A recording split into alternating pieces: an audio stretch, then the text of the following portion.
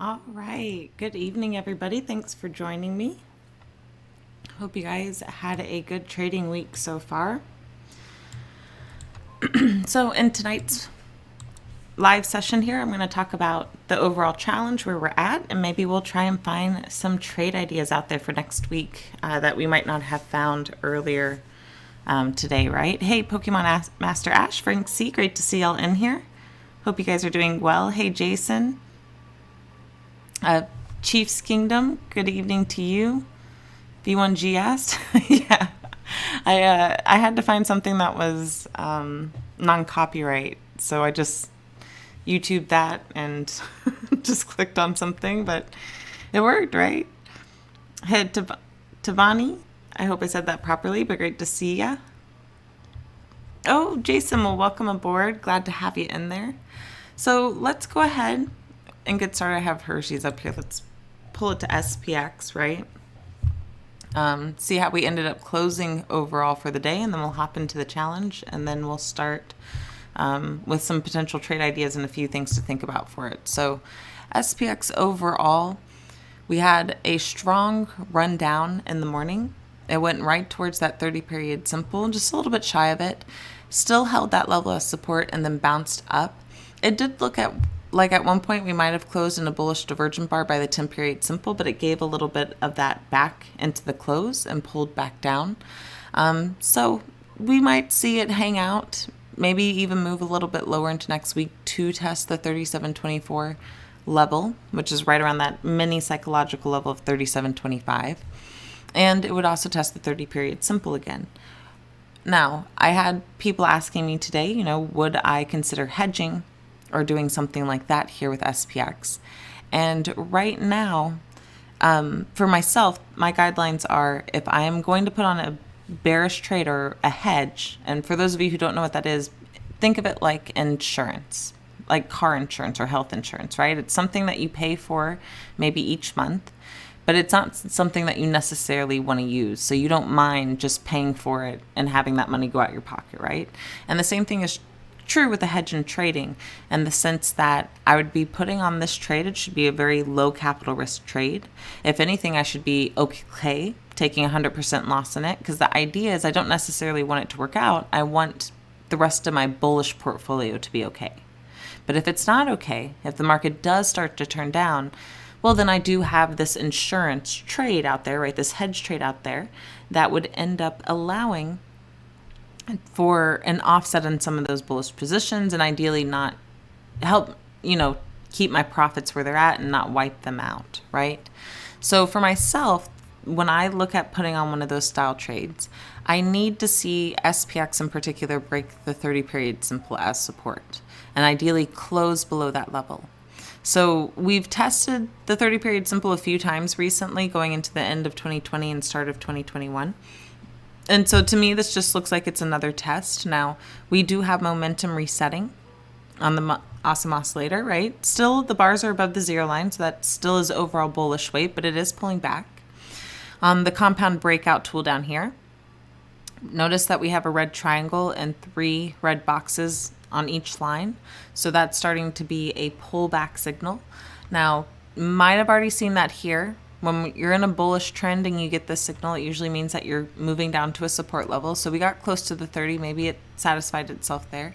But until it cancels out, it's definitely something to be mindful of, especially if we do move down to the 30 and start to break it.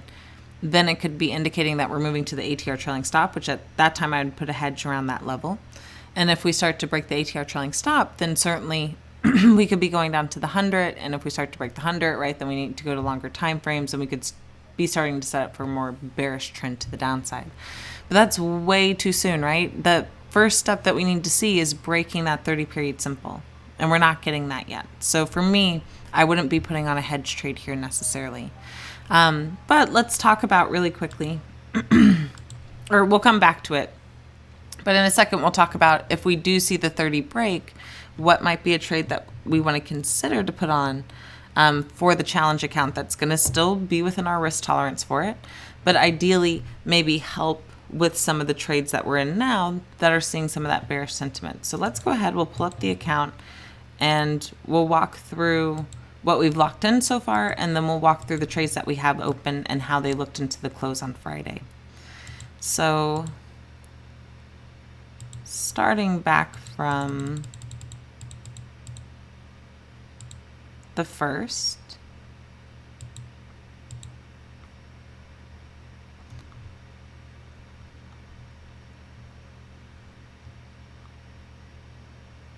I believe these are all the trades. Okay, I just wanted to make sure.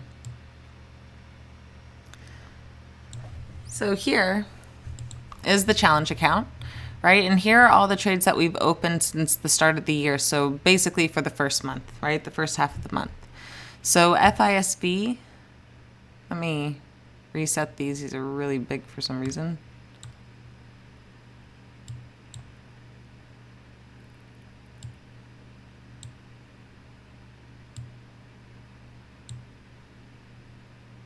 So that we mainly want to focus on this. So, right, FISB, we ended up opening for a 102 debit, closed it out for a 155 credit, so locked in a profit there.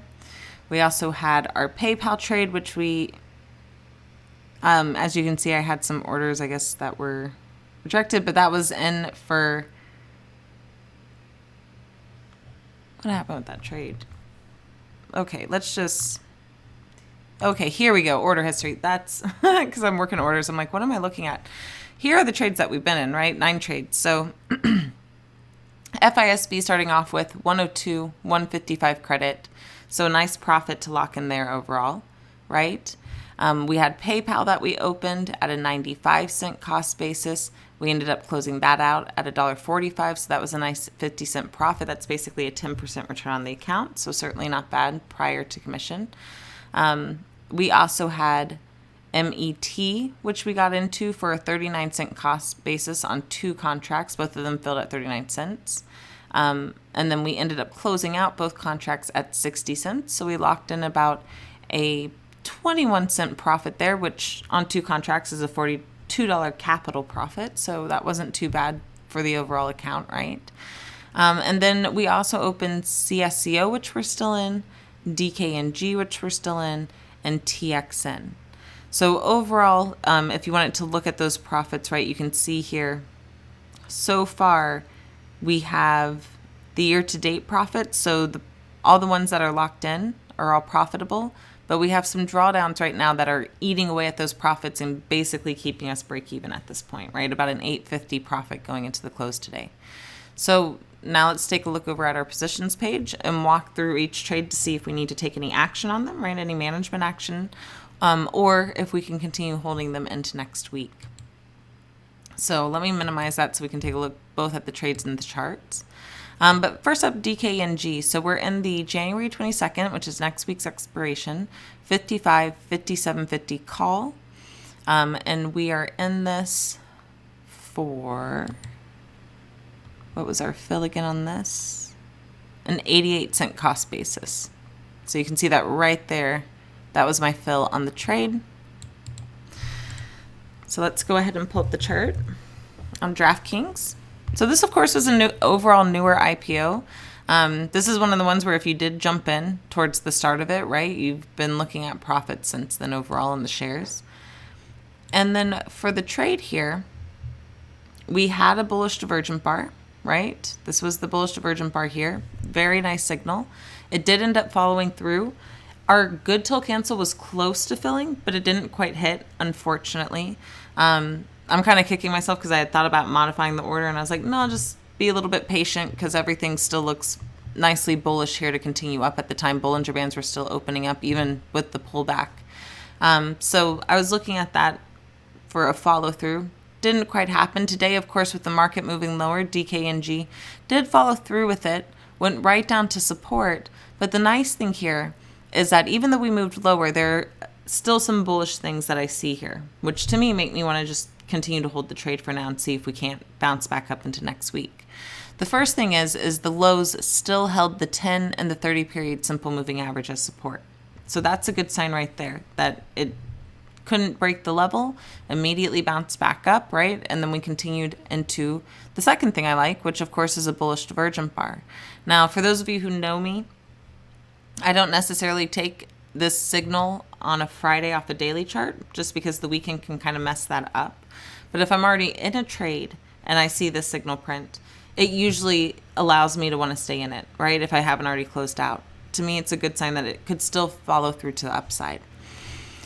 On top of that, we still have more bullish signals, which, when compounded together, look good. We have the 10 period simple, which is just now crossed above the 30. So this is attempting to go back into a stacked up bullish formation. So that's a good sign. We have momentum still building up above the 0 line with room to continue higher to the top of the axis. We still have a valid bullish signal on the compound breakout tool. So all of that is a good sign that we could bounce back up. Now, if we do bounce back up towards this 56.83, let's see, the high was 56.77 technically on yesterday's bar, and we don't hit our good till cancel again, I will probably look to modify the order at that time and just close it out. Protect the capital, protect the profit that's in it. But right now, with where we stand, we have about a 26.50 drawdown from where we're at. Our strikes are the 55 call, 57.50 call. So if we do just follow through with a higher high on today's bar, we're back at the money of our long strike at 55.03. So we should start to see that one be slightly in the money. And then if we do follow through with the retest of yesterday's high at 56.77, then our spread will definitely be at least partially in the money, right? Maybe not completely in the money, but partially in the money. And at that point should allow us to at least close out for break even, if not an overall profit on the trade. So DKNG, I'm okay with holding for right now, given the analysis that we're seeing here. The fact that it's holding support, the overall bullish signs that we're seeing on our other indicators, and even though the Bollinger Bands are flattening out, there's still room to the upside to go test them, right? So that's still a good sign overall that if we do follow through on this bar, that could lead us to the profit here that we're looking for. So I'd be inclined to hold. Now, keep in mind, guys, next week is a shortened trading week. Monday is a market holiday, so we won't see any action there. So we do need to be mindful of that in regards to theta decay on our trades. But that's part of the reason why we made them a spread that kind of helps against that theta decay versus jumping into straight, just a long call. Like, for example, on DKNG, if we just opened the 55 call at a 222 cost basis, right? First of all, a much higher risk than compared to our 88-cent cost basis on the trade, right? So it'd be a lot more capital eaten up. And two, currently with us being out of the money, if we opened at this level on Tuesday, well, that's Saturday, Sunday, and Monday where this trade is losing value. Because technically speaking, the 55 strike, let me pull it up on the option chain here so you guys can see it. But the 55 strike is out of the money, which means if it were to stay out of the money by this expiration, it would be worthless. So as we get closer to expiration, the longer a strike stays out of the money, the less valuable it becomes, because the less likely that the underlying price will move to bring value back to it, especially on something like DKNG where it's not known to be a very strongly volatile symbol like Amazon or Tesla or something like that. So that would have been our caution there, right? The current value on it is $1.19. So that would give me pause. But the fact that we're in a spread and we're seeing all these bullish signals, well, thankfully, the spread has a short strike with it where it benefits from that theta decay. So that's helping offset our risk on the long, and that's why it was such an inexpensive trade to jump into to begin with. So DKNG, I don't see any need to take any action. Let's look at TXN. So once again, TXN, we got into this trade at a 97-cent cost basis. So just a little bit shy of a fifth of our account, of the original $500, that is. And here, we had the bullish divergent bar. Now, this one hasn't followed through yet on the signal. And typically on a bullish divergent bar, I like to give it 3 bars to see if it can't follow through on a higher high. Now, sometimes, right, it follows through immediately, and sometimes it might not follow through. This one, for example, did not follow through. Now, I'd say we had a bit stronger of a signal here compared to this one back here because our compound breakout tool was in agreement rather than showing in consolidation, right? We were getting a bullish signal as of yesterday. The trend is still bullish. Bollinger Bands are still opening up past the day that we printed this bar, right? They're not completely flattening out at that point. So to me, that's still a good sign that this could follow through. The second thing I like is even though today didn't form a bullish divergent bar, notice, let me zoom in here more, notice how the close of the bar, right, which is this line here, this horizontal line, still closed above the 10-period simple, which is this dash short gold yellow line on my chart. So the fact that it's still holding that level means it's attempting to hold support. And if it can hold into next week, right, if next week does end up being bullish with the market back to the upside and bouncing off support levels, and TXN follows through with that, well, we have 2 more days to see if we can't follow through on that higher high, which would bring us back above 172.54, right? That's where we're trying to get back above. So what's our trade again? Our strikes? They are the 172.50, 175. So if we do get back up towards that level, well, the one thing we do need to be cautious of here is, unlike DK and G, right, where at least the prior highs could get us back in the money, TXN, a little bit further away from that. It has a little bit more room to travel to get back up there, in my opinion, versus DK and G. So because of that, this might be another one where we decide to close it out, maybe to protect capital and protect our prior profits, then try and look for the big profit or look for a good till cancel trade to fill it and get closed here. Right now it's about a 48-cent cost basis, so it's down about half its value. And currently, given the profits that we had, right, it would cancel out with probably one of the other trades that we took here, like PayPal or FISB if we closed it out now. So what I would be watching into next week is, can it hold? If it doesn't, one of the actions that we could look to take, right, if we do think it could get back up to 175, but maybe not through it, is potentially turn this into a different style trade, like a butterfly, which this is not as easy to do, in my opinion, as it is on Tastyworks, which is why I usually prefer trading that platform. It's on DKNG. Let me go to TXN. There we go. So out of the money, sell, vertical. Of course, we'd keep the same contract amount, right? So it'd be just one contract. But it's a 22-cent credit, so it at least reduces our risk down some if we still wanted to keep the trade open. It technically increases our profit potential. So it's a capital positive move for the account. It technically increases the profit potential, and it plays a little bit more within this chop. We could also consider doing this as an unbalanced butterfly, where we would add 2 contracts onto the trade, but the premium that we're getting here wouldn't give us a net credit based on our original cost basis of the debit spread side, so not something I'd do at this time. Yeah, Rick, Jagger, we'll take a look at that here in a second. Let's get through our last trade, though. So the last trade that we're in is CSCO. So CSCO technically followed through on our signal. Here was the bullish signal. It technically followed through just barely, right? The next day, didn't trigger any of our good till cancel or anything like that. And then it pulled back. The reason why I wanted to stay in this trade is because even through the pullbacks of the last few days, right? Momentum's still been bullish above the 0 line. That's a bullish sign. On top of that, yes, we technically canceled out of our bullish signal in the compound breakout tool.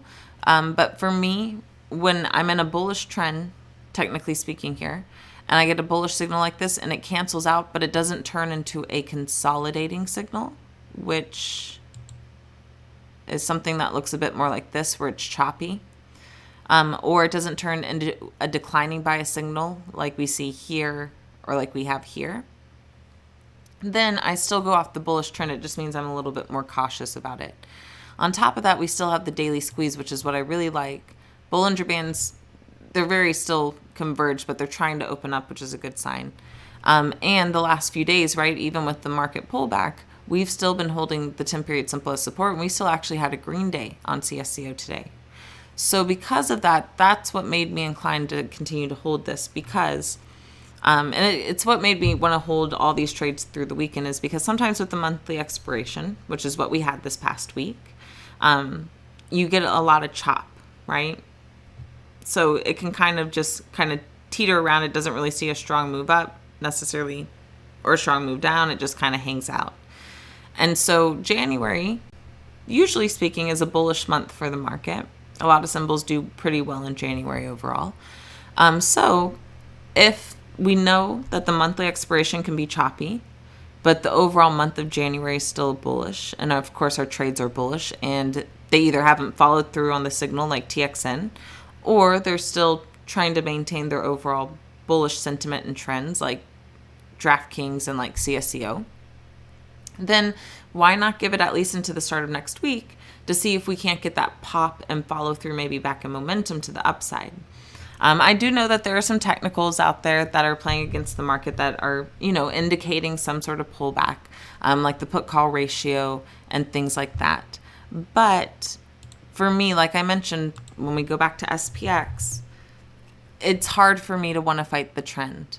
And some of you guys maybe heard me talk about this today, but to reiterate for those of you who haven't heard me talk about this before, the reason why I have strict rules around putting on a hedge is because when you go back in time, and I go to NDX because it paints a clear picture in my head of when this occurred, and go back to max available, right? So here was the dot-com bubble, and that was when that occurred, right?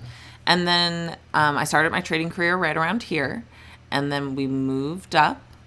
And lo and behold, right, partway through my journey, we can see that we started to get highs back up during the dot-com bubble. And I remember all throughout the news, I remember other traders that I traded with at the time, and other people being like, oh my gosh, there's no way that the market can continue higher. We have to see some sort of pullback, right? It's going to be drastic. There's no way we can get back above these highs of the dot-com bubble. And there was a little bit of a pullback in here, but the overall trend on the long term remained bullish. This was more just consolidation. And you can see, right, if I had some of the other indicators that I do now, there's a very clear view that no, this is about to take off to the upside. And lo and behold, that's what happened. And because I was listening more to the news, because I was, thinking these people must know what they're talking about, right? We're at these prior highs that I remember hearing about when I was younger. Certainly wasn't trading at that time. But certainly that's nervous. I need to protect. I need to call these tops. And so I put on a lot of hedge trades during this time, and they all ended up just eating all my profits alive. And it was awful. And so I told myself, I'm never going to try and call the top again. If anything, I am okay missing the top a bit and then just playing for a slight pullback, right? I'm okay taking the slide down and maybe not being right at the top of the mountain to say that it's there. Hey, Elroy, great to see you in here.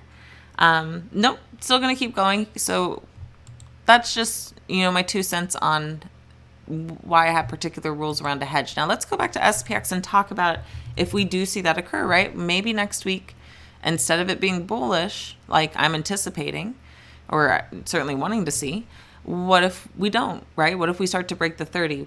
What is a trade idea that we can put on to help protect our profits that we've taken already in the $500 challenge, and ideally protect the trades that we currently are in that are bullish for next week's expiration? So the SPX, the equivalent of SPX is SPY, and SPY is the ETF, and it is right here, right on the option chain. Here's the ETF. I'm just showing this in Tastyworks because I think it paints a clearer picture when you're explaining it. Certainly this would still be opened in the challenge account. But basically for every 10 points of movement, I believe on SPX, it's $1 movement on SPY, roughly. And so here's SPY. SPY actually closed in a bullish divergent bar. It's sometimes a little off, but it basically moves the same way SPX does. And so once again, right, on SPY, similar situation. We held the 30-period simple, so if we break that, we need to consider putting on a hedge. It'd be the similar situation with SPX. And here the ATR trailing stop is around 365 on SPX, just to confirm that. 36.58, right? So right around the same 10-point range roughly as where it is on SPY. if you just, move the decimal point, if you will. So if we break the 30 period simple, this is the first level I'd be playing down into 365. And the reason why I want to look at SPY over SPX is because SPY is going to be much more inexpensive. So it fits with our risk tolerance within the challenge account. Depending on when we break it in the week, right? If we broke it right on Monday, like things were just selling off, then I'd probably put this on for Friday's expiration. But if we start to break it later in the week, then I'd probably put it on for the end of month expiration, right? So it gives you an idea of what expiration to consider this trade on.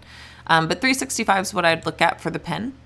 Certainly there's a strong amount of open interest at that level. If it were to move lower there, that's sometimes a good sign for a pin area. And what I'd be doing is creating a butterfly, which is the combination of a debit spread and a credit spread. And the ideal location that you close on a butterfly going into expiration is right at your short strike, or what we call the pin strike. So that's 365. And that's right in line with where support would be. So basically what this does is if we go down and test support and hold, we're holding at our pin strike, and that could allow us a nice profit to help take care of some of our bearish trade or bullish trade ideas in our account. At the same time, because it's a butterfly, it's going to give us a slight buffer to the downside and to the upside in case we bounce off support, or in case we break it and move lower. In this case, a 10-point spread, unfortunately, would put us right at the money. So this will probably still be a little bit expensive, but let's just go ahead and price it out anyways. No harm in doing that, right? Doesn't mean we're opening it. So yeah, it's a little bit more expensive than I'd want to put on for a hedge trade in the challenge account. But, if you have a larger account and you're looking for a hedge trade idea, this might be it. It's a $1.63 cost basis. Now, it allows for a great profit potential, right? An $8.37 profit potential versus the $1.63 risk. And you basically have, right around where we're trading now, all the way past the 30 period simple, all the way down into the ATR trailing stop, trying to hold that as support.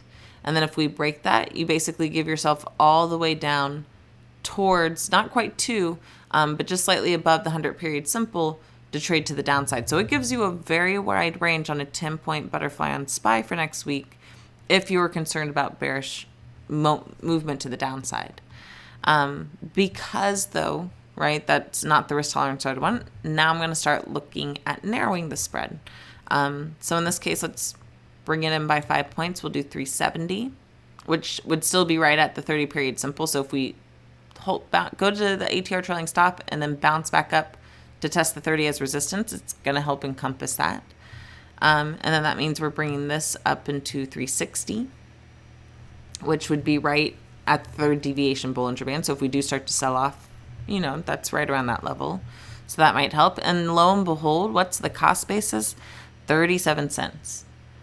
So $37 on one contract. Very much in line with the risk tolerance for our account. Because once again, remember guys, the idea of a hedge trade is you don't mind losing on it if everything moves to the upside. Because that ideally means that all our bullish trades are working out, and then we just take this as a small loss. No harm, no foul. At the same time, if we do move down, the profit potential on this trade is $463 on one contract. So this will easily cover our risk on all three of our bullish trades, right? Because they are, to go back, DK and G at 88 cents, so $88. Let's just pull out the calculator to really show this. So we'll just do it in the capital amount. So $88 plus $97 plus $54 twice, right? Because we're in two contracts. So plus 54, one for each contract. So that's basically a $293 risk that we currently have out there. And that's, of course, encompassing the profits that we've already taken. And then it's a $463 profit potential. So that could easily cover all our risk and still actually allow for a profit, and more importantly, protect the profits that we've already taken. We could even look at doing this for two contracts if we really wanted to, right? So two contracts would be a $74 capital risk, still within the risk tolerance, I would say, for the challenge account, and it's a $926 profit potential. Now, I might not hold for that max profit potential, right? If I just got a portion of that, if I could just cover a portion of my risk, I'd be more than happy to close it and take it off the table and then look for a new trade idea in there. The last thing we could consider doing here, right? Because if things sell off, sometimes they can sell off really quickly. So what could we do to protect ourselves from selling it off really quickly?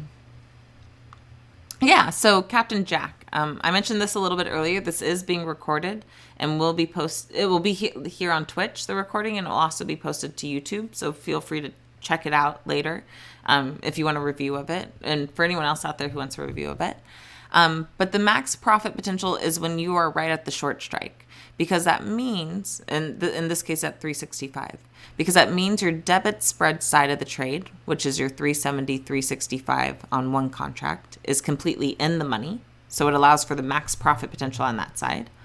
Oh, not a problem, Captain Jack. Absolutely fine. More than happy to answer questions. And then on the opposite side of the butterfly, so the debit spread side of the butterfly, which is the 370 and then one contract of the 365, would technically be completely in the money and allow for the max profit potential. And the other side of the butterfly, the credit spread side, which is the other contract of the 365 and then the 360, would be technically right at and out of the money to allow for that max profit potential. So that's why butterflies in themselves are so inexpensive, because you can't technically lose on both sides of the trade. If SPY were to completely move lower on a standard butterfly, well, the debit spread side wins, the credit spread side loses. If it remains completely out of the money like it is now, the credit spread wins, the debit spread lose.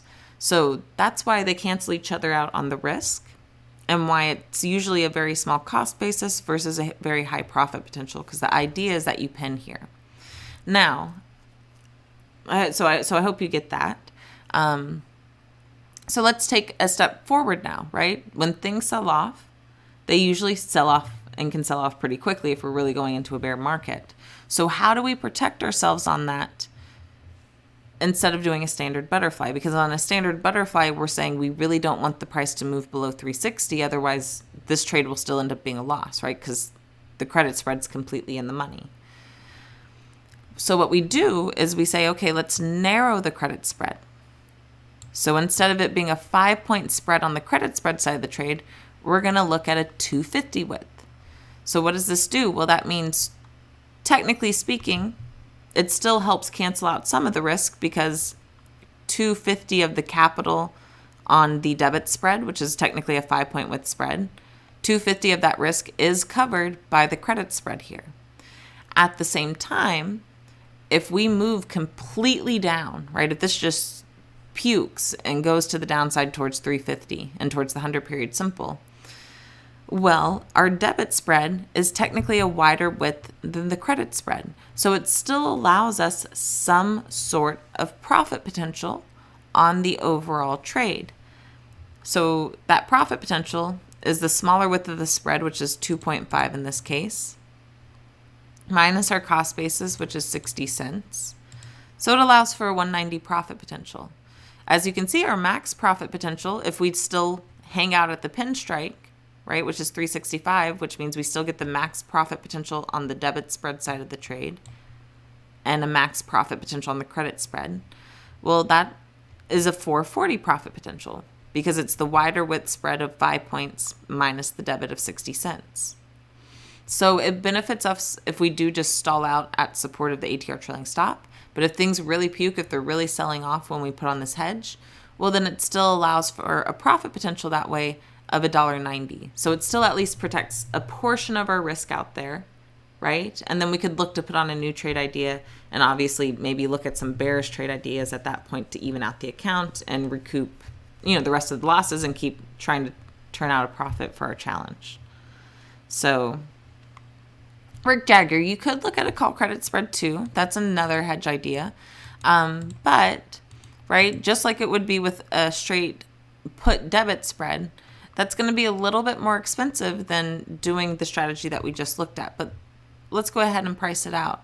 If we want to give ourselves a buffer, let's say 380 kind of seems like the price level we kept stalling out at, right? That's the equivalent of the 3,800 level. And that for a dollar width spread is only giving us a 28-cent credit. Oh, that's looking weird. Okay, there we go.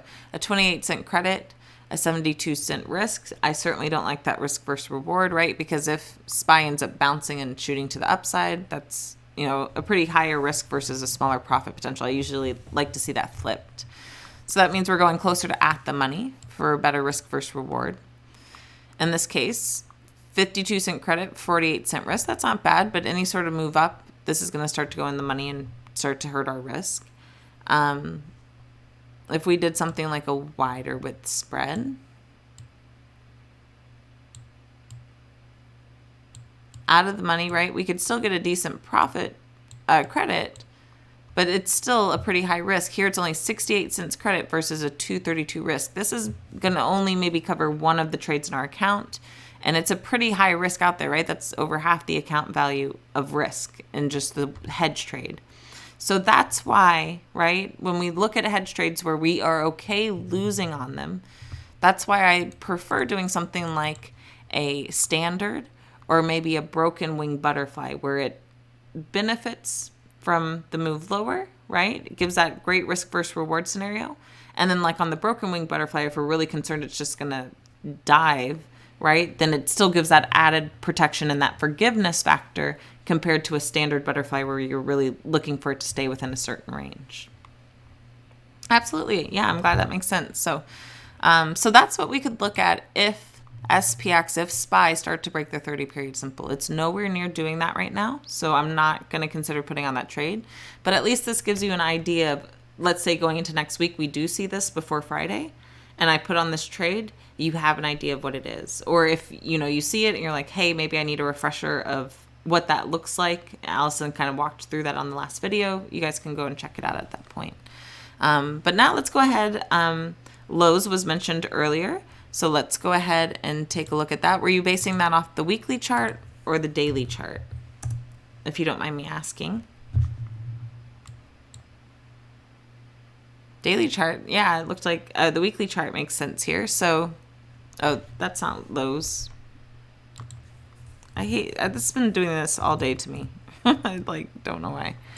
Okay, so Lowe's actually had a nice bullish divergent bar last week that already followed through on the signal.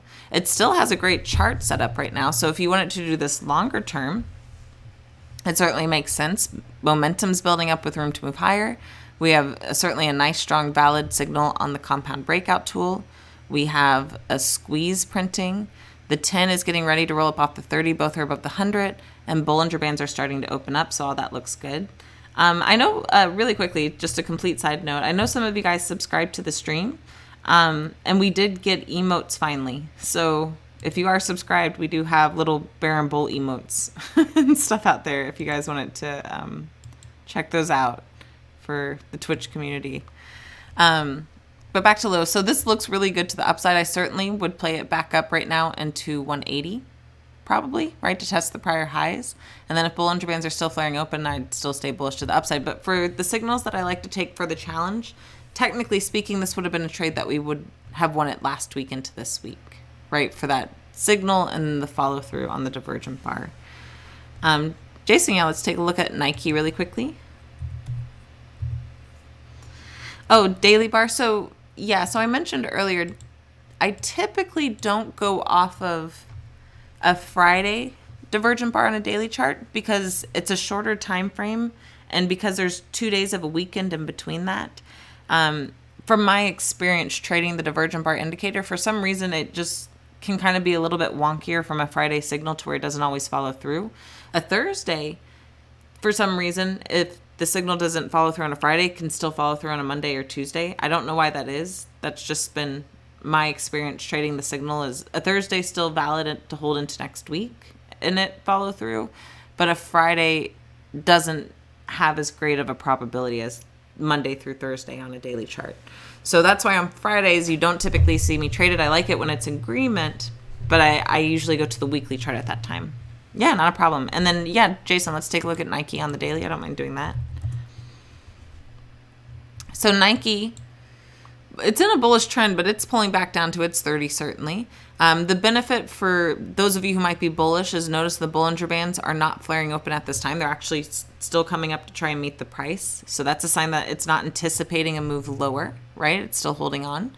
Momentum is resetting though. We still have the pullback signal that hasn't canceled out yet. And we are trying to print a squeeze. That's a sign of consolidation. So once again, if we can hold support levels and start to bounce back up, if we start to get these to turn back into bullish signs, or at least cancel out certainly the bearish signal here, then that's a good sign the squeeze might fire back up and to play it to the upside.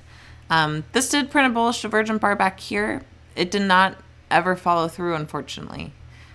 Sometimes that happens, right? To me, it doesn't happen very often. If you go back and look at the other bars on Nike, it looks like, that was a bit of choppiness there, but it looks like technically all of these recently have followed through. So it just happens every now and again, right? That's why, nothing's 100% win rate. If it is, let me know. I'd love to hear about it. But otherwise, it has a good probability of following through. Unfortunately, that was just, one of the times it didn't when it was selling off into the monthly expiration. And the weekly chart had a bullish divergent bar that technically followed through this week. But once again, back-to-back divergent bars can be a sign of consolidation, and that's kind of what we're getting here on some of our other technicals as well. Bollinger Bands are flattening out on the weekly. Momentum's at exhaustion levels. That could see a bit more of a pullback. And we have a pullback signal trying to print here. Now, that just might be to the 10. 10's been a strong support level in this bullish trend. But it doesn't mean we might not chop around this level. So that's what I'd be looking at for Nike. Yeah, not a problem. Is APHA? Yeah. Biggs, let's pull it up. I'd be curious to see what your entry was. Certainly a nice move on the weekly chart. That was a huge bounce up.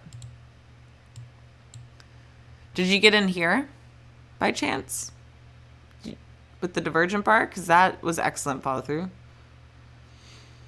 Yeah, some of these are fun to play. I used to be in Aurora back when I had a Tradier brokerage account, but I have a strategy out there for those of you who don't know called a profit recycling strategy, and it's a great way to take advantage of intraday moves without technically triggering the day trade rule. And so I was doing that quite a bit in that account, but they kept looking at the capital really weirdly compared to any other platform I've ever traded on. So I was just like, I'm just going to close out of my account here and move it back over to another account in Tastyworks, actually. So that's what I did. But at the time I had the stocks, and instead of trying to transfer them over into the new account or whatever, I was just like, I'll just close them out. And I really wish I didn't, because that popped up beautifully from where I was in it. But yeah, you can make some quick money on them. They are certainly very volatile, so it's something to keep in mind. But it did have a great signal right before earnings with the bullish divergent bar here. It technically canceled out of the bullish signal, but this is what I mean, right? When it doesn't print a consolidating signal or a bearish signal, notice how the trend still followed through to the upside. So that's why I still play it bullish when it's in a bullish trend, and it technically cancels, but it doesn't go into the next signal. So yes, I did already go over DKNG. But long story short, you can certainly go back and watch the video. As I mentioned, this is being recorded both here on Twitch and it will be posted on my YouTube page. But long story short, I liked the fact that DKNG made another bullish divergent bar today, that it kept up with the bullish signals, held support, and that the trend is trying to turn bullish. So if we do get any sort of follow through back up to the high today or back up towards the highs of yesterday, it should allow us to close out our trade for break even or profit. So that's what I'm looking for ideally into next week. We'll see if that actually happens right now. And yeah, really quickly, Viggs, back to that APHA symbol. The one thing I will note is you might get a little bit of a pullback here, but both on the daily and weekly chart, it's making third deviation Bollinger Band snaps. And that's usually a sign that as long as it doesn't pull back, which it didn't this week, into a bearish divergent bar, that it could actually continue with that bullish strength to the upside. So here, for example, we had some third deviation Bollinger Band snaps, and notice how it continued to make higher highs off of those levels until it made the bearish divergent bar, which then it consolidated and then finally pulled back. So third deviation Bollinger Band snaps, for those of you who don't know, usually if it's a strong bullish bar, means it will either continue to the upside or it will at least stay within that trading range. So it will either consolidate or move higher. If it is a third deviation Bollinger Band snap on the upper Bollinger Band, but it creates a bearish divergent bar, then it will either consolidate or pull back. But usually that's a really strong move to see. So here, similar situation, right? We had third deviation Bollinger Band snaps, green bars, we continued higher. The next day, that actually looks like it made a bullish divergent bar that didn't follow through. So But what did we do? We ended up consolidating in that range for a few bars, allowed the technicals to catch up, brought it back within the comfort zone, and then we had a stronger pullback from there. So that's what, with the way this printed, I wouldn't be too surprised if it continued higher into the next week.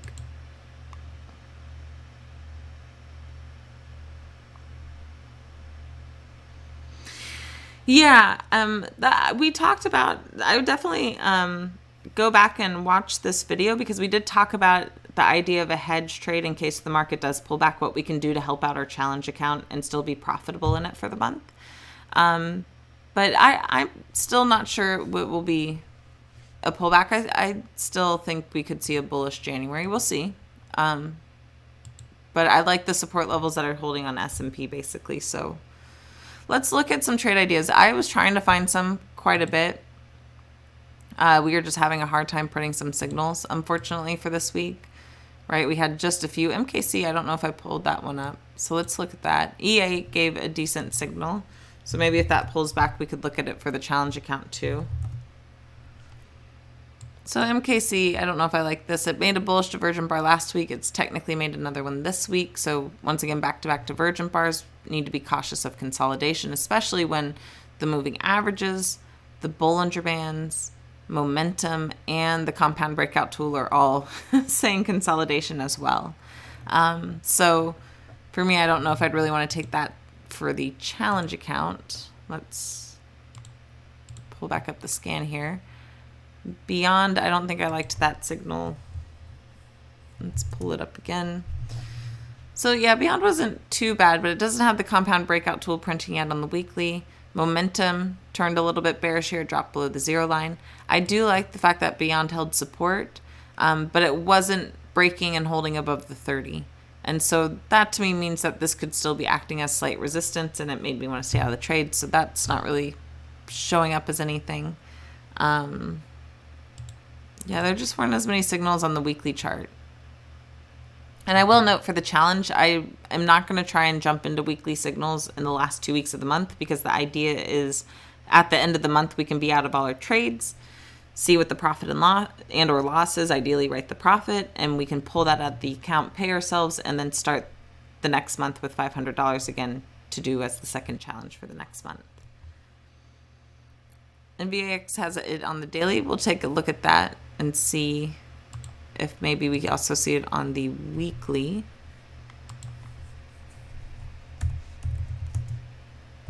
So it's not on the weekly. I do like the weekly setup a bit here, though. We have the weekly squeeze. We have a bullish signal on the compound breakout tool.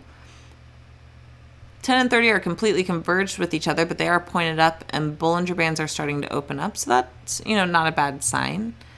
On the daily chart actually made a bearish divergent bar, but it's, to me, a counter trend signal at this point, because it's printing it above all of the moving averages. Doesn't mean it can't follow through with a lower low, but this is definitely a bit more consolidation, in my opinion. And the fact that on the daily chart we're not seeing the Bollinger Bands flare open yet, to me, unless we start to see it into next week flare open, could mean that we're in this for choppiness for a few more weeks, and we might have to sit through that weekly a bit longer too. So if you don't mind holding on to it, you could certainly look at that. Let's look at EA. We are on a gaming platform, right? Originally a gaming streaming platform. So Electronic Arts, we have the squeeze on the daily chart. Still seeing consolidation on the momentum and compound breakout tool. Still seeing consolidation on the Bollinger Bands. I do like the fact, though, that we're still holding our moving averages overall into the close of the week, right? So that's a good sign. We're certainly holding the ATR trailing stop. And the fact that Bollinger Bands aren't flaring open is a good sign that it's not anticipating that move lower. When we go to the weekly chart, so this is why I liked it and opened this in the mastery for those of you who are in there, right? We had two bullish divergent bars. Now, we do need to be cautious, because technically back-to-back divergent bars can be a sign of consolidation, but at least they're both bullish and they're both holding support levels still. The 10 is getting ready to cross right above that 30. It's technically just started to do that, so that's starting to go into a bullish trend. We have bullish momentum with plenty of room to move higher on the weekly. We have a bullish signal in the compound breakout tool, and we're about to go into earnings, which, can see that move higher into the announcement. Here we didn't get quite the move higher, right? It moved lower. But back here it moved higher into the upside. Here it moved higher into earnings. Here it remained more relatively flat, as well as this one. And this is based on the weekly chart. Here we actually had a run up into the announcement. It looks like here, relatively flat. So we'll see if we can get that run higher. But even if we just go up and retest this high, right, we're going back up to 141.80. If we test the high of last week, we're going up to 143.65. So I put this on, the expiration I put this on in the mastery is technically after the earnings announcement. But the idea is we might see next week's signal follow through sooner, which in turn would also make this week's signal follow through. So that's what I like on that setup there. So if we were to open this in the challenge account, let's pull it up, right? So this is the trade that we hold in the mastery, which is 125, 175 profit potential currently. But first of all, the open interest here might need a little bit more of that because there's a lot more people who follow along with the challenge. So we want to make sure there's a bit more liquidity there, which means we either need to go with a shorter term expiration, like 2 weeks from now, where it picks up a bit, right? Or we need to go further out to the February monthly, where it picks up a bit as well. Pros and cons to going out to February. One, you could certainly play this as a run to earnings, but I usually try and do that as long calls. That's way too expensive to do for the challenge account. The second thing that we could do is a spread, but on spreads, because they're after the earnings announcement, especially with so much time, and we'd probably try and do a narrow width spread, right? Which in this case, the narrowest that we can do on the monthly is just 5 points. It might not allow for that profit potential that we're really looking for.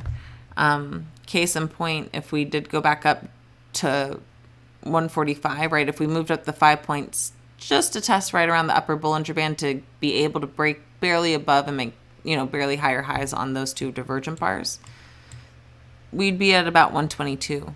Our cost basis when we were looking at this trade was $1.98. So, we're looking at less than a 30-cent profit on this trade, and that's because we're looking at a very narrow width spread with a lot of time on it and well after the earnings announcement, which any expiration that's coming right after that earnings announcement, whether it's immediately the week after or even the monthly like this, it builds up in that extrinsic value because of the uncertainty on how much it can move, right? Because earnings can bring those really wide gap moves, those crazy moves. So it actually builds up in value into those options until the announcement. And then once the announcement occurs, the moves occurs, whatever options are out of the money, all that value gets ripped away. Which is fun doing theta decay trades through earnings when they're profitable. But that's why, to me, it doesn't make sense doing a debit spread in February. So more than likely, we would go with the January 29th expiration with the idea that we'll follow through on this weekly divergent bar once again. And we'll do it quickly before the announcement, maybe get a run up into the announcement, which, ideally would mean a run up into the January 29th expiration right before the announcement. Here we have the benefit of a dollar width spread, right? Or dollar strike increments, I should say. I'd probably do wider than that. And the high, once again, of this week was 41.80. The high of the week prior was 43.65, 143.65. So we could do something like maybe the 141, 143. That's a 66-cent cost basis, 134 profit potential. So nice risk versus reward. If we did go back up to just the high of this week, it already puts this spread partially in the money. If we get up towards the high of the previous week, it puts the spread completely in the money to allow for profit. Now, there's not much open interest here, so let's adjust that. Maybe we do the 4-point width spread, 140, 144. It's certainly a little bit more expensive. It's $1.31, but it is a 269 profit potential. And once again, if we go up to 141, this is going to be 2 points in the money. So let's price it out. If we move up 2 points in value, it's now at $1.77. So that's, about just shy of a 40, 50-cent profit. So that's not too bad for the challenge account for a quick move. If we moved up the, extra dollar, let's say, it's about a $2 cost basis, certainly a bit better of a profit potential there. So that doesn't look too bad. What we could also consider doing, I don't know if I like this one this idea as much is we could technically look to go further out of the money where the greater open interest is and do something still like a 2-width spread. It's only a 39-cent cost basis, 161 profit potential, so it's much cheaper. The reason why I don't necessarily like this, though, is we have to move a lot more in EA for us to follow through on ideally getting back up towards these strikes or for them to go in the money. The upper Bollinger Band is close to the 146 strike, but it's still not quite there. So if we go up and test that level, our full spread still wouldn't be completely in the money. Still should certainly allow for a profit, but there is that point to make. And of course, at least as of right now, going into the close Friday, these Bollinger Bands are nowhere near flaring open. So even though I like all the other bullish strength behind this, I still ideally would really like to see the Bollinger Bands flare open before I consider doing something like this here. So to me, that means I would either, we either just have to suck it up and just do the narrow width spread on the lower open interest, knowing that we'd probably pile into it, it'd affect the price for a second, and then probably reverse itself back down. Because the bid and ask on these strikes aren't too bad. Or we just go with the wider width capital risk, right? Something like this. Maybe we meet in the middle, do 140, 143. That's a 105 cost basis, 195 profit potential.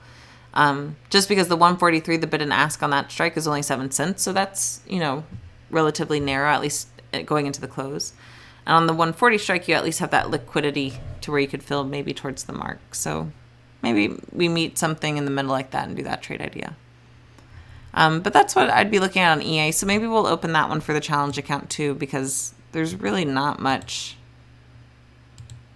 to pick from, unfortunately, on the weekly chart.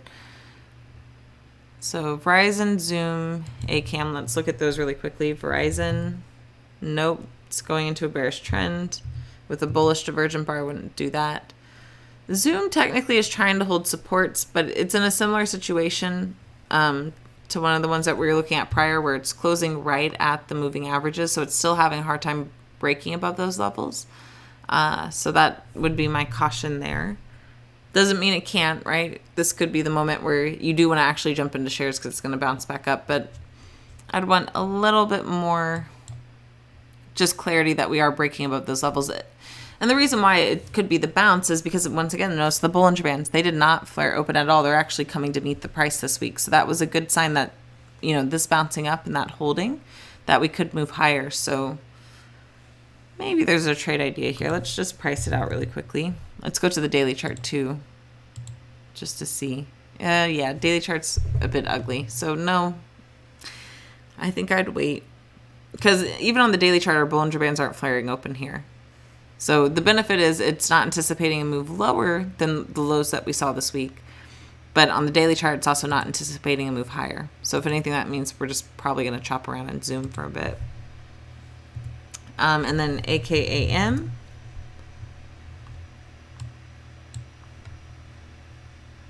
On the weekly chart, this shows signs of consolidation, also having a hard time breaking above the 30. So yeah, there just weren't as many signals this week. Last week was a really great week to jump into some of those trades. For those of you who caught it, right, Eli Lilly, beautiful move to the upside.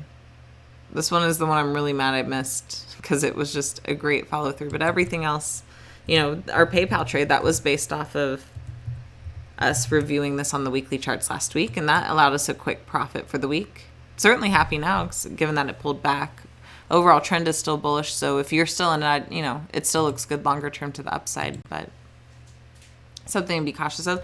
Jason, let's look at KDP. That might be the last symbol I look at before I close out here. So if we do open a trade, guys, in the challenge based off the weekly of last week, right now I'm leaning towards EA as well in the challenge account.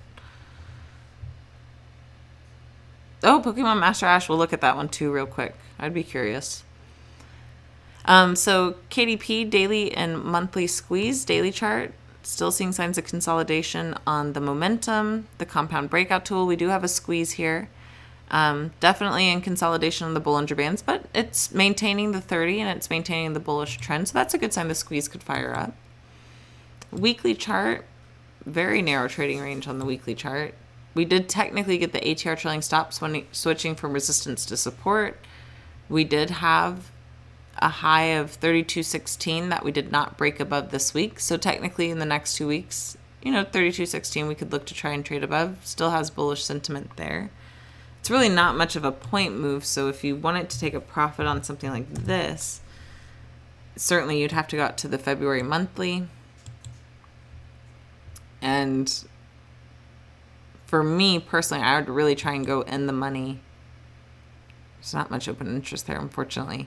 But the reason why I'd go in the money is you're going to get a higher delta, right? So here's like a 0.8 delta.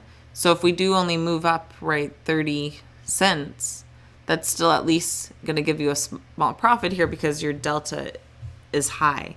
And basically, for those of you who don't know, think of it like this. For every point move that you have in the underlying price, your delta increases or decreases by that amount. And the further up you go, the higher your delta increases, which means the easier it is for you to continue to be profitable.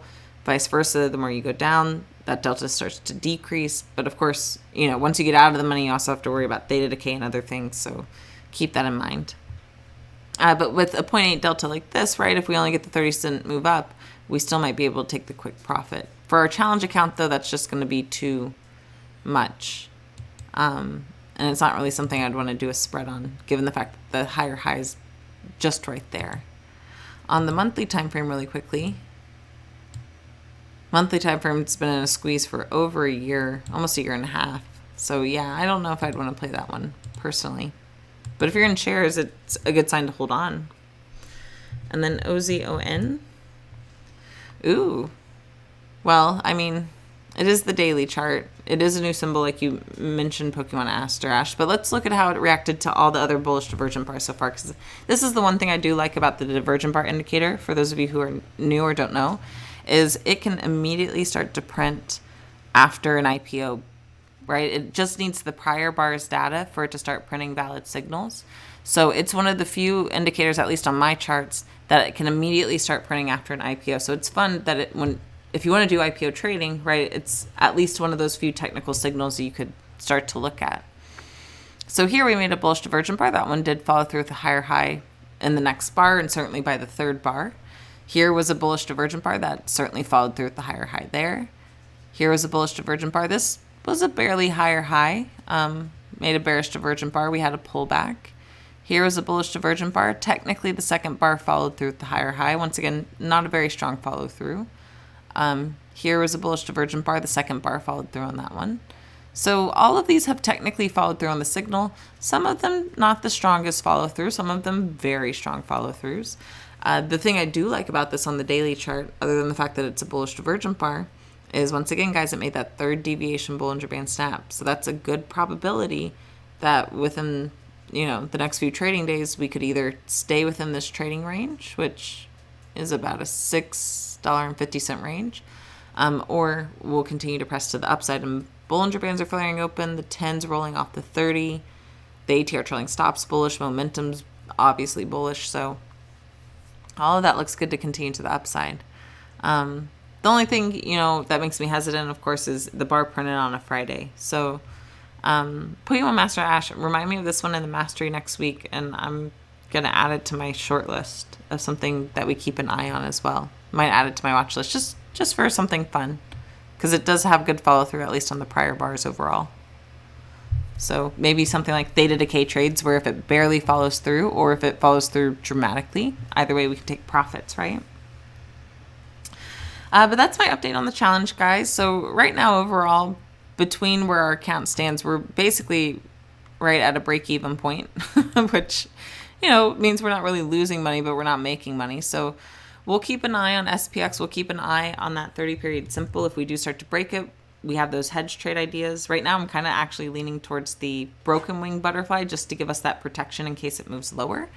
And then, of course, if not, right, if we get the bounce into next week, maybe our patience will pay off on some of our trades to where we can close them out for break even or profits. And certainly next week, we'll start looking for new trade ideas on the daily chart as well. Thanks so much, Rick Jagger. Yeah, Rocky's the best. But I appreciate it. Thank you guys for joining me in here. Devani, Chiefs Kingdom.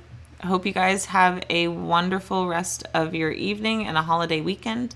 And we'll talk to y'all on Twitch next Friday. Bye, guys.